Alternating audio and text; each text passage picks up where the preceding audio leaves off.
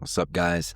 It's me, Bo. I'm back here on the Film Scene Investigation channel. Thank you so much for checking out this video.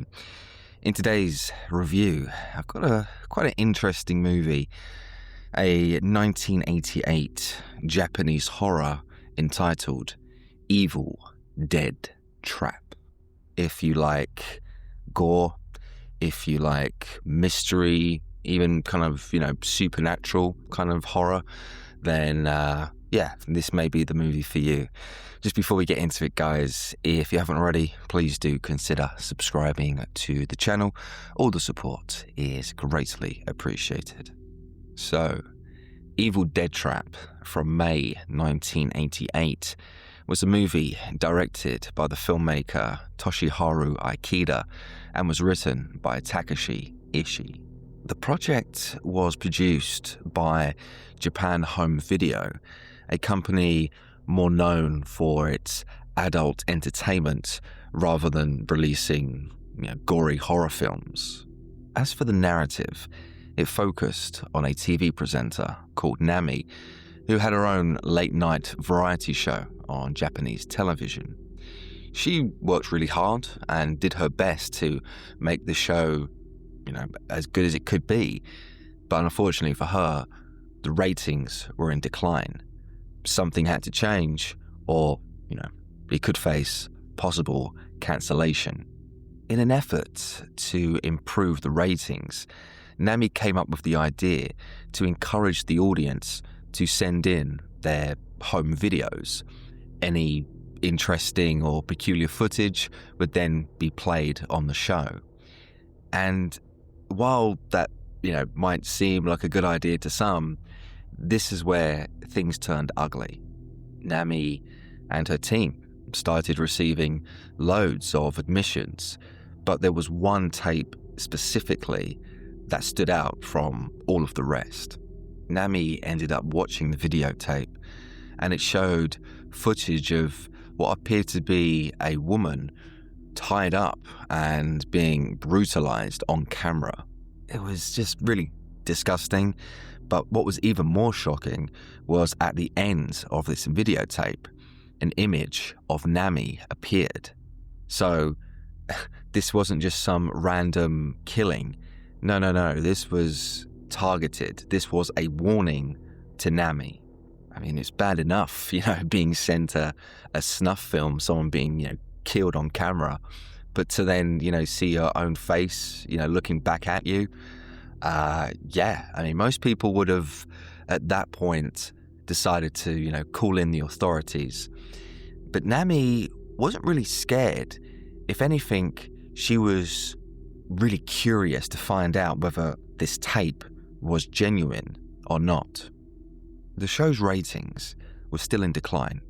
There needed to be an improvement, or otherwise, as I said earlier, face cancellation. But Nami saw this videotape. She saw this, crazy footage, and she thought that could potentially be the opportunity to help boost the ratings. After speaking with her boss, Nami and her crew traveled to this disused, abandoned army base, the same location that was on the videotape, in a quest to find this woman and potentially, present this dead body as a TV exclusive to, boost viewership. Given it was such a big place, the team decided to split up individually and go on the hunt for this, potential dead body.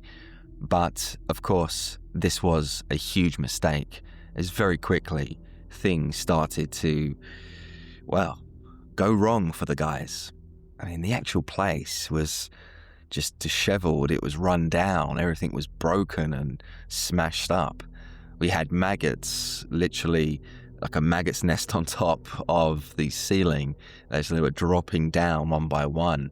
And also random snakes just slithering around. Now, I'm not a big fan of snakes. I'm not really a snake kind of guy. So if I had seen that and the snake had been slithering around my feet, I would have definitely have backtracked and headed for home. While all of this was cause for concern, it didn't stop the crew from continuing their search as they wandered around these dark and dingy halls in search for this dead body. Nami, in particular, was very determined to try and find something, some sort of interesting footage that she could then broadcast on her variety show. As I said, she needed the ratings. Now, when the crew eventually decided to up sticks and leave, well, that's when they found themselves surrounded by literal death traps. Nowhere was safe, and everybody was in danger. And we saw one of the girls, called Mako, end up getting caught and tied up against this wall with a crossbow pointed at her. The poor girl couldn't go anywhere. She was tied up, she was gagged, she couldn't, make any sound, she couldn't tell anyone anything. And Nami eventually obviously saw her and tried to help her friend, but in doing so, only made things 10 times worse. She tripped on a wire, which then triggered this sharp blade to come sliding down and hitting Mako in the face, literally killing her instantly. It wasn't just gruesome, but oh man, it was so depressing. I mean, 1 minute, you see your friend and you're trying to help them, and then you inadvertently end up killing them. I mean, that kind of burden, I mean, that would just kind of make anyone go crazy, I think. And with Nami, in a way, I don't think she could even really contemplate what was going on around her. All this stuff just happened so fast. Seeing all of that play out really did usher in this feeling of impending doom, like there was literally no hope for anyone. All the rooms were booby-trapped. At any point you could trip and fall and end up killing yourself. It was, a crazy situation to be in. And there you had Nami kind of just sitting there scrambling for a way to, escape. Now, first and foremost, Evil Dead Trap was a very well-made movie, especially considering its limited budget. I mean, the filmmakers didn't have vast amounts of money to spend, but, they worked within their limits and poured in all the resources they had. Now, one of the best parts of this film was the inventive kills that were created by effects artist Shinichi Wakasa. Now, first off, we had the videotape itself of the poor defenseless woman being brutalized on camera. Very grainy, handheld camera, POV from the killer's perspective. Very interesting stuff, and of course, kind of difficult to watch since, this was a defenseless woman that, needed help and nobody was there to rescue her.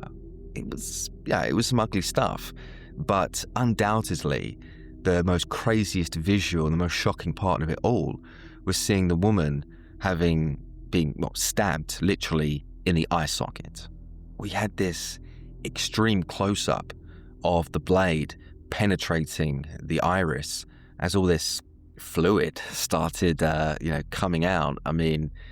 It was disgusting. But honestly, when I first saw that play out, I was just more impressed. Maybe I've just seen too many films, but, because I'm watching films and I'm kind of analysing them as, they play out in front of me. And immediately I just thought, a shot like that, extreme close-up, that level of detail, the blade and the puncture wound, that would not have been easy to create, especially for, back in the late 80s when things were a lot more primitive. So, the filmmakers, the effects artist, everyone involved, they pulled it off, and I was just very impressed, and credit to them. Another really inventive kill that totally caught me off guard was the death of Rai, a woman who was, impaled by 4 massive spikes that came out from the ground. And these spikes just came crashing through the floor straight into her body. And what made it kind of worse was the fact that this wasn't some instantaneous kill. The girl was very much still alive when the third and fourth spike, penetrated her body, and just very gruesome stuff.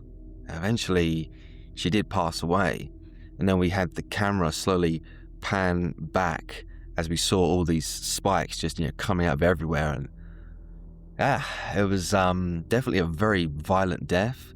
But once again, practical effects, just brilliant stuff. Also, I have to mention the death of the character Ray, one of the girls who had already been assaulted inside the van, but once she left, there was this metal noose that came flying out of nowhere, caught her, and then dragged her across the other side. We got this extreme close-up of the metal tearing into the girl's flesh. It was brutal. It certainly looked very real. And once again, from a VFX, practical standpoint, it was very impressive. I was just wondering, where did the metal noose come from anyway? Like, where was it hung up from?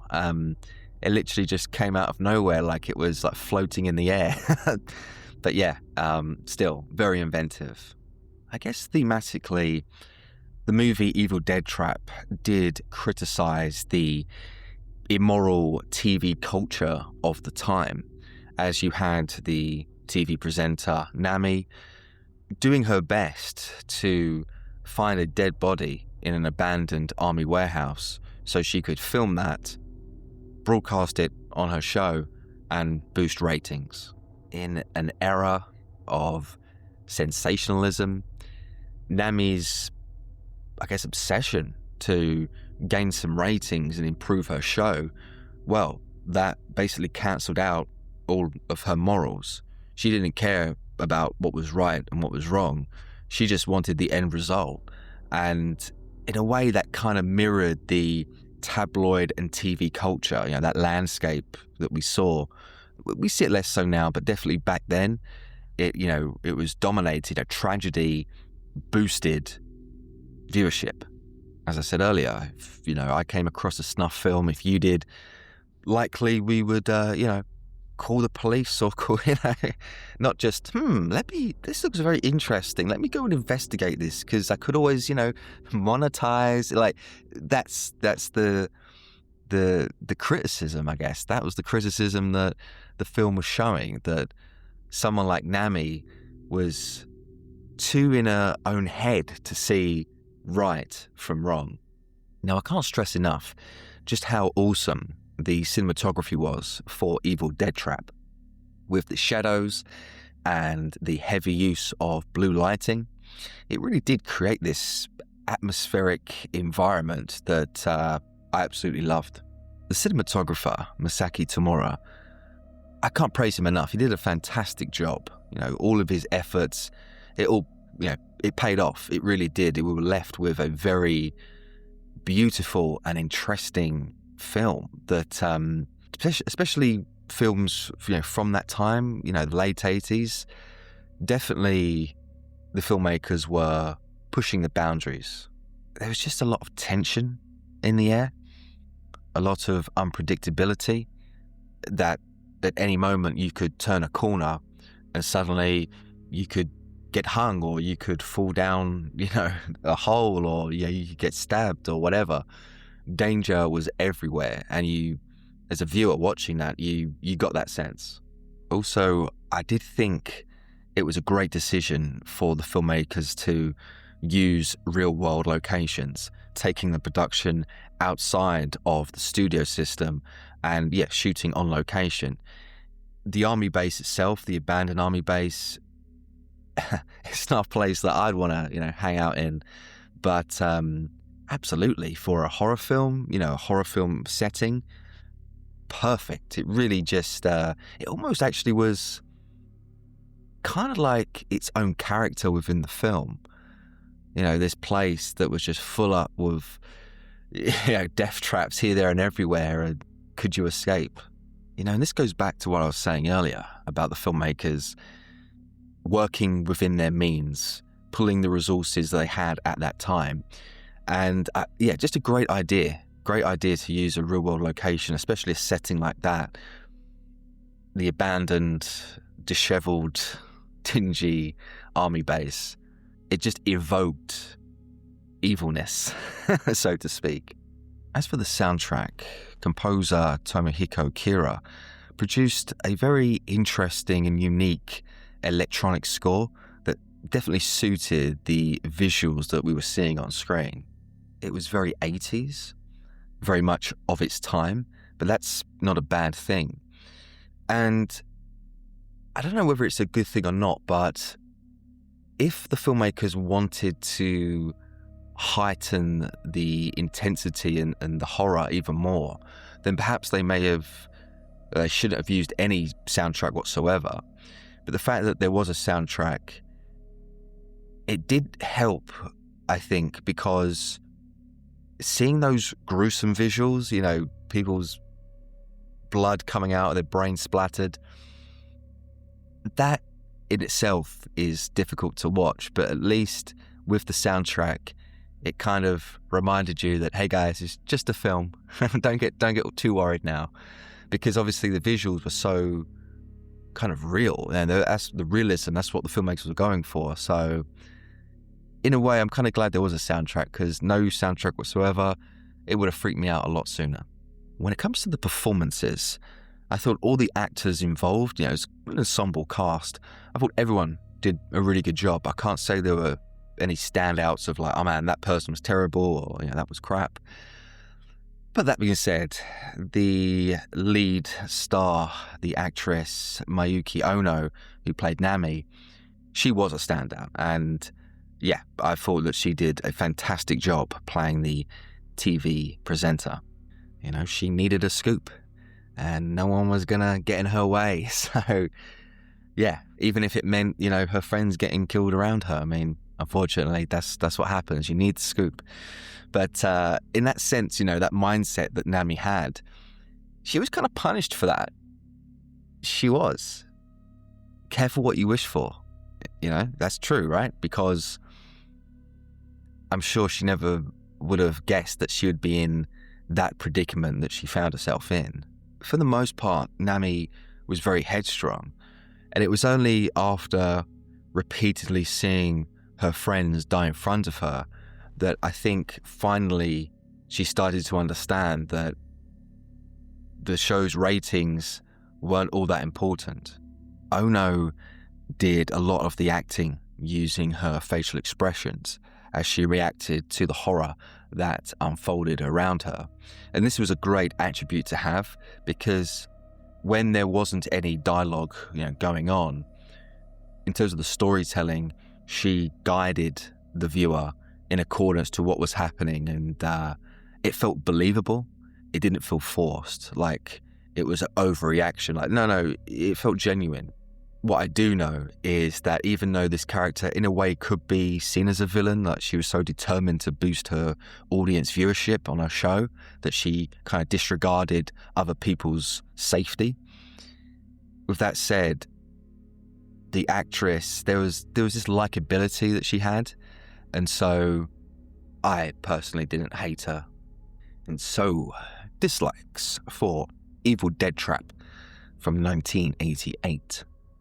Now, when it comes to dislikes, the one scene that kind of bothered me was when we saw Nami, who had the availability, had the chance to escape, but decided to go back and avenge her friends' deaths.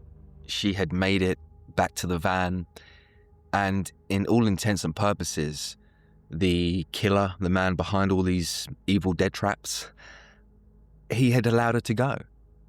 He was done with terrorizing her, and Nami, all she had to do was get in the van and drive. And, just before she was about to leave, she has this change of heart. She looks around and she goes, actually, I want to get some revenge. To me, that felt kind of silly. In reality, you and me, we'd have gone. We'd have got on the car, revved the engine, and, plowed through that gate. That's what we would have done. Any person in their right mind would try to escape and then, call for help. But I don't know, seeing Nami kind of disregard all of that and suddenly thinking that she was going to take out the bad guy, I don't know. It just didn't feel right to me. Now, in fairness, it could be argued that Nami wasn't thinking straight. I mean, she had seen multiple dead bodies, her own friends. She was obviously irrational, in shock. Understand all of that, but to me, it doesn't really excuse the poor decision making. All this time, we'd seen Nami, do her best to try and navigate her way out of the building and try to escape, find the van and leave. But once she was given the opportunity, she decides to go back and confront the killer, and I don't know, it kind of took me out the story. And that's a shame, because up until that point, I had been fully immersed. Now, I understand what the filmmakers were going for here. They were trying to challenge the social norms in the sense of trying to make Nami, or give her agency that a man would, making her a strong individual. Now, this was filmed in 1987, came out in 1988. This is a late 80s movie. So the things that the filmmakers were trying to implement here, which I kind of see what they're doing. I can see their plan, and okay, fine. But if we take this, or if you're watching this movie now in the 21st century, ultimately what they were trying to do to simplify things is the filmmakers were trying to make Nami a sort of girl boss, someone that, she's going to take her revenge, and no one's going to get in her way. Now, obviously back then, that was, as I said, challenging the social norms. That was going against the grain. Nowadays, how many girl bosses have we seen throughout the years? Just, box office flop after box office flop. And women also don't want to see other women in those types of masculine roles. So, yes, I understand what the filmmakers were doing here. I understand that at the time of filming, this was a new concept. So, I can understand the context of that, the nuance. But still, as you guys know, I'm not into... That's why I do film scene investigations. It's why I, celebrate movies from the past, because these days, hardly any film is worth even, spending your time watching it. And so, yes, the girl boss trope, that's what it is. It's a trope that's been played out, done to death. So looking back, it looks kind of dated in that sense. I'm kind of rambling on, but you get the point I'm making here. Still, I thought, and don't get me wrong, I think you can still have the final confrontation that we had and that we saw in the film. The killer finally being revealed who he is, and Nami, with her gun, trying to, take him out. Okay, that's fine. And you can still have that. And I wouldn't have changed that. I would not have changed that. I just would not have had Nami make it to the van in the first place. If she wants to have that kind of moment, that self-reflection, I thought you could have easily have had that inside the building. I don't think you needed to have her on the cusp of escaping and then suddenly, actually, you know what? I'm going to kick that guy's ass. Okay, sure.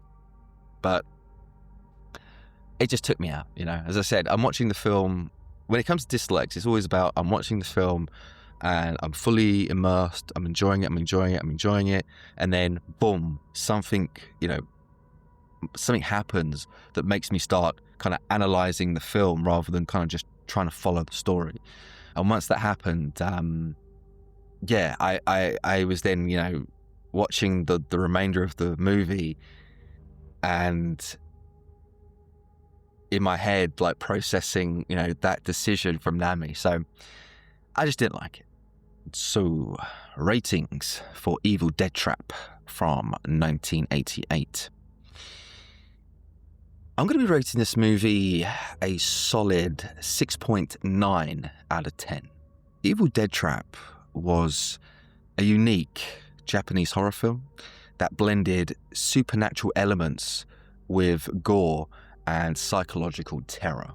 Like I mentioned earlier, the practical effects were outstanding. For its time, if this movie were to be made now, you just know that there would be so much CGI, fake, gushing blood everywhere, and practical effects, they just can't be topped, unfortunately. I don't think they can. I mean, CGI has got better over the years, but still, there's just something tangible about practical VFX. And I just was amazed. And that was definitely, I guess, the best kind of feature or attribute this film has. That the cinematography is fantastic. The colors pop. There's some really unique kind of locations within that building. And yeah, I just loved it. I also thought, now having watched the movie, that Ikeda, the director, definitely drew or was inspired by the gory Italian horror of the 70s, specifically the director Lucio Fulci. Now, he obviously directed the movie Zombie Flesh Eaters, which I've reviewed on this channel. And of course, that movie has a very memorable scene where a woman's eye is, pierced and stabbed through. And seeing that and then watching Evil Dead Trap, I noticed the similarities. So I'm assuming that's where he kind of got that inspiration from. If you've seen Evil Dead Trap, then please let me know your thoughts and memories in the comment section below. It's always good to hear your guys' opinions. As for those out there who haven't seen this one yet, it is a recommendation from me. Not only, I guess, in terms of style and substance, the style is more than the substance, but this film still has some interesting themes and messages going on. I just really liked it. It was fresh, even though certain ideas were a little bit kind of been there, done that, the girl boss thing. It was still very unique, and I just, I watched this film and I'm just like, there is no filmmakers out there right now who can make this type of content. It just can't be done. And for that, it makes Evil Dead Trap a standout in supernatural horror. And well, that's all from me today, guys. I do hope you've enjoyed this review of Evil Dead Trap from 1988. I'll be back next week, of course, with another review. If you haven't, guys, please do consider subscribing to the channel. It really means a lot. And of course, take care.